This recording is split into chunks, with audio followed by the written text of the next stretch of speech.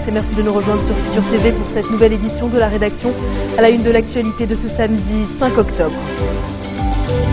Naufrage en Indonésie, les 18 rescapés libanais attendus demain à Beyrouth. Michel Sleiman appelle Jakarta à multiplier ses efforts dans la recherche des 21 disparus et organiser le rapatriement des dépouilles. En Iran, le guide suprême revient pour la première fois sur le rapprochement diplomatique avec Washington. Ali Khamenei dit soutenir l'action du président iranien, mais juge les États-Unis peu fiables. En Égypte, les frères musulmans appellent à de nouvelles manifestations au lendemain d'affrontements meurtriers entre pro et anti-Morsi. Au moins 4 personnes ont été tuées et une quarantaine d'autres blessées. Et à suivre également dans ce journal, 5e jour de la paralysie fédérale à Washington et toujours pas de solution en vue. John Kerry met en garde contre une crise prolongée qui pourrait affaiblir la position des États-Unis dans le monde. Les 18 rescapés libanais du naufrage au large de l'Indonésie quittent l'archipel ce soir et sont attendus demain à Beyrouth, soit 9 jours après le drame qui a coûté la vie à 24 personnes. 21 autres sont toujours portés disparus. Michel Sleiman s'est exprimé sur le dossier ce samedi. Le président a appelé Jakarta à multiplier ses efforts dans la recherche des disparus et à organiser le plus rapidement possible le rapatriement des corps des victimes déjà identifiées. Dans une lettre à Najib Miati, le ministre sortant des Finances, Mohamed Safadi, lui demande une approbation exceptionnelle du financement de la part du Liban au tribunal spécial pour le Liban. Le montant total de la contribution libanaise s'élève à près de 40 millions de dollars pour l'année 2013, soit 49% du budget de fonctionnement du TSL, montant que le Liban doit payer annuellement conformément au traité signé par les deux parties. L'ouverture du procès dans l'affaire de l'assassinat de Rafi Hariri est prévue le 13 janvier 2014. Le sort du pharmacien Wissam El Khatib demeure toujours inconnu près d'une semaine après son enlèvement à Zahle dans la Bekaa. C'est dans ce contexte tendu que les habitants de la localité de Kalak Moallaka, dont le pharmacien est originaire, qui ont exprimé leur colère. Ils ont bloqué l'autoroute de Zahle avec leur voiture. C'est une première, le guide suprême iranien est revenu sur l'offensive diplomatique menée par le nouveau président Hassan Rouhani aux États-Unis. Ali Khamenei dit soutenir ce rapprochement diplomatique initié lors de l'Assemblée générale des Nations unies à New York. Mais il a émis des réserves, estimant qu'une partie de ce qui s'est passé lors du voyage à New York était déplacée. Khamenei n'a pas précisé si c'est la conversation téléphonique entre Barack Obama et Hassan Rouhani qui constitue la partie déplacée du voyage. Il a par ailleurs jugé les États-Unis pas fiables, estimant que Washington ne tient pas ses promesses. En Égypte, les partisans du président déchu Mohamed Morsi appellent à de nouvelles manifestations demain dimanche. Un appel qui intervient au lendemain d'une journée meurtrière. Hier, de nouvelles violences entre pro et anti-Morsi ont fait au moins 4 morts et une quarantaine de blessés dans le pays. Au Caire, des résidents juchés sur leur toit s'en sont pris aux islamistes qui défilaient devant chez eux. Plusieurs affrontements ont ainsi éclaté. L'armée a même tiré des coups de semonce pour empêcher la foule de s'emparer de l'emblématique place Tahrir. Même scène de violence à Alexandrie, mais aussi 2 villes du delta du Nil. Les autorités égyptiennes ont averti qu'elles ne toléreraient aucun nouveau sit-in et ont dépêché l'armée et la police en renfort sur les lieux. La répression en cours contre les frères musulmans est l'une des plus violentes subies par la confrérie depuis sa création il y a 85 ans. Bachar el-Assad, candidat à l'élection présidentielle de 2014 si le peuple le veut. C'est ce qu'il a affirmé dans un entretien avec une chaîne de télévision turque. Sa démission est le principal obstacle dans les tractations diplomatiques en vue d'une solution politique au conflit. En effet, l'opposition, soutenue par des pays arabes et occidentaux, estime que toute négociation de paix doit nécessairement aboutir au départ de Assad.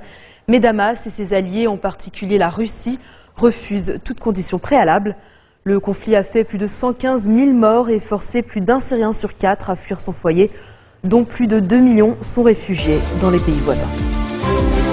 Dans un instant, en direction Lampedusa, où les recherches sont suspendues en raison du mauvais temps, 2 jours après le naufrage d'un navire de migrants africains.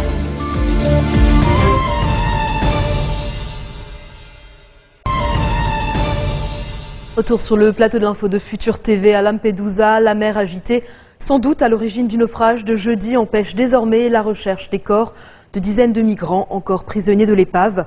Pour l'heure, un peu plus de 110 ont été retrouvés, mais ils sont peut-être le double au fond de la mer. Un plongeur parle de dizaines de corps empilés. Le bilan final pourrait dépasser les 300 morts. Une des solutions envisagées serait de remonter le bateau. Une veillée à la bougie s'est déroulée hier soir en hommage aux victimes du naufrage. Tous les magasins de l'île étaient fermés en raison du deuil national décrété par les autorités italiennes. Les habitants de Lampedusa se sentent plus que jamais concernés. Parmi ceux qui ont pris part à la procession, certains portaient des banderoles réclamant à l'Union européenne de prendre ses responsabilités. Quant aux victimes du naufrage, le Premier ministre italien leur a accordé la nationalité italienne à titre posthume. Direction la Somalie où des forces spéciales étrangères ont attaqué cette nuit une base des Chebab à Baraoué, c'est sur la côte sud du pays. L'assaut visait une maison où se trouvaient des commandants de la milice islamiste. Un de leurs hommes aurait été tué. Des voisins affirment que les soldats étaient membres des forces spéciales américaines et françaises basées à Djibouti. Baraoué est l'un des rares ports somaliens encore contrôlés par les Chebab. Les islamistes ont indiqué pour leur part que l'opération étrangère avait échoué. Le groupe a revendiqué l'attentat meurtrier contre le Westgate Mall à Nairobi au Kenya il y a 2 semaines. L'attaque avait fait 67 morts. John Kerry se veut rassurant. Le secrétaire d'État américain a indiqué que l'engagement des États-Unis en Asie est toujours aussi fort, et cela malgré la crise budgétaire à Washington. Crise qui a poussé Barack Obama à annuler une importante tournée dans la région.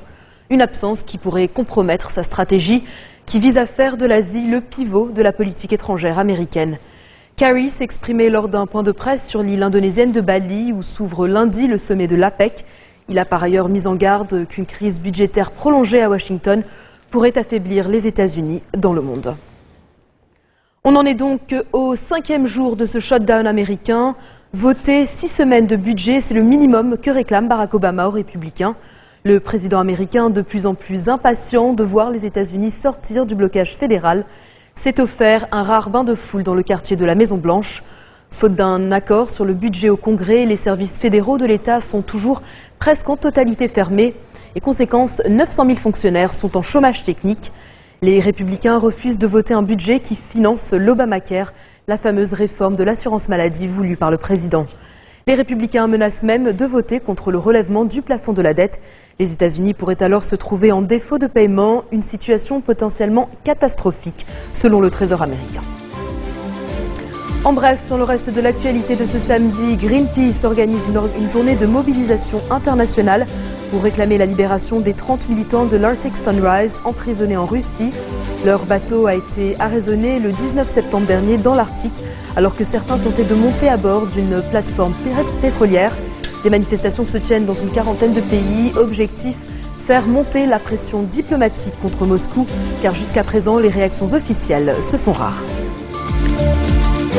L'Union européenne demande à Kiev de gracier Yulia Tymoshenko à 1 mois d'un sommet crucial pour l'éventuelle adhésion de l'Ukraine. Le texte prévoit d'envoyer l'ancienne opposante en Allemagne où elle pourrait être soignée pour ses hernies discales. Un compromis difficile à accepter pour Tymoshenko qui exige une totale réhabilitation légale et politique. Elle est notamment accusée de fraude fiscale et d'abus de pouvoir. Les détracteurs du président ukrainien le soupçonnent d'avoir orchestré une vendetta politique contre elle. Et puis les Vietnamiens ont perdu un héros national en la personne du général Giap, décédé à l'âge de 102 ans à l'hôpital de Hanoï où il était soigné depuis 3 ans. Il était le dernier dirigeant historique du Vietnam communiste encore en vie. Considéré comme l'un des plus importants stratèges de l'histoire, ce sont ses troupes qui ont infligé aux Français la cuisante défaite de Dien Bien Phu, événement fondateur de l'indépendance du Vietnam. Il a aussi largement contribué à la victoire contre les Américains. À Paris, une bijouterie de luxe a été victime d'un braquage spectaculaire. Une quinzaine d'hommes cagoulés et armés ont braqué l'horlogerie Vacheron-Constantin, rue de la Paix. Ils ont emporté une vingtaine de montres de très grande valeur. L'opération s'est déroulée alors qu'à l'extérieur, une demi-douzaine de complices montaient la garde, puis ont lancé des fumigènes pour couvrir la fuite à pied des braqueurs vers le quartier des grands magasins. 2 d'entre eux, âgés de 17 et 24 ans, ont été interpellés. Selon les policiers, il s'agit de 2 ressortissants des pays de l'Est. Le mode opératoire de ce braquage est spectaculaire et inédit, comme l'explique ce représentant du syndicat de la police. 2 individus habillés en costume, cravate, entrent dans la bijouterie qui se trouve derrière nous et habillés en costume, cravate. Donc de là, un 3e individu emboîte le pas à ces 2 voyous pour bloquer la porte. Les 2 individus à l'intérieur exhibent une arme de poing, mettent en joue tout le personnel L'équipe qui arrive derrière, une demi-douzaine de personnes cagoulées, entre avec des masses, des haches, des barres de fer, des battes de baseball pour piller les vitrines. Donc le pillage a été très rapide. Il y aurait un préjudice d'environ une vingtaine de montres de luxe pour commencer, mais le reste est à déterminer. Ils s'appellent Nabil et Sébastien, leur nom de code les Bar Tigers. Leur passion, la pratique du street workout, un sport mêlant musculation, figures acrobatiques et artistiques. Leur terrain de jeu, Paris et son mobilier urbain. Cette discipline s'exerce en pleine ville et permet de se muscler sans matériel. Fini donc les haltères et autres bancs de musculation, l'environnement et le mobilier urbain sont utilisés pour effectuer une multitude d'exercices. Pour s'exercer, le street workout requiert seulement de la créativité et une bonne dose de motivation. Les exercices les plus répandus et les plus facilement exécutables sont les pompes et les tractions. Le street workout vient des banlieues américaines et des ghettos d'ex-URSS, notamment l'Ukraine, où les sportifs souhaitaient se muscler sans se ruiner dans une salle de musculation. Ils ont donc utilisé leur environnement pour se muscler avec le poids de leur corps. Alors pour moi c'est un sport et en même temps un art. C'est un mélange des deux. Un sport parce qu'on travaille notre physique à fond et un art parce qu'on invente des figures, des positions qui n'existent pas normalement. Chaque équipe invente ses figures. En gros c'est un sport libre vu qu'il n'est pas encore officialisé. On peut inventer fusionner des figures, par exemple prendre un peu dans la gym, prendre un peu dans la muscu, prendre un peu dans plein de sports, le break par exemple, et fusionner des figures et leur donner un nom propre, quoi. Le street workout, quand tu le vois, le premier préjugé que n'importe qui pourrait avoir, ah non c'est trop dur, je veux pas le faire. Mais après quand tu demandes à quelqu'un qui s'y connaît vraiment, qui te montre les techniques, et qu'une personne fait quelque chose d'impressionnant, avec une grande facilité, parce qu'il y a beaucoup de choses dans le street workout que tu peux apprendre simplement, qu'un simple amateur puisse les faire. Et là ça les motive direct pour commencer, parce qu'une fois dedans ils lâcheront pas. Tous les jours je m'entraîne, après le travail ou l'école, 2 heures d'entraînement chaque jour. C'est la fin de ce journal, tout de suite le rappel des titres qui ont marqué l'actualité de cette journée. Naufrage en Indonésie, les 18 rescapés libanais attendus demain à Beyrouth. Michel Sleiman appelle Jakarta à multiplier ses efforts dans la recherche des 21 disparus et à organiser le rapatriement des dépouilles. En Iran, le guide suprême revient pour la première fois sur le rapprochement diplomatique avec Washington. Ali Khamenei dit soutenir l'action du président iranien, mais juge les États-Unis peu fiables. En Égypte, les frères musulmans appellent à de nouvelles manifestations au lendemain d'affrontements meurtriers entre pro et anti-Morsi. Au moins 4 personnes ont été tuées, une quarantaine d'autres blessées. Et puis, 5e jour de la paralysie fédérale à Washington et toujours pas de solution en vue. John Kerry met en garde contre une crise prolongée qui pourrait affaiblir la position des États-Unis dans le monde. Merci de votre attention. Retrouvez-nous tous les jours à 16h40 heure de Beyrouth. Vous pouvez également nous suivre en ligne sur notre site web ou en téléchargeant notre application mobile. Excellent titre de programme sur notre antenne et à demain.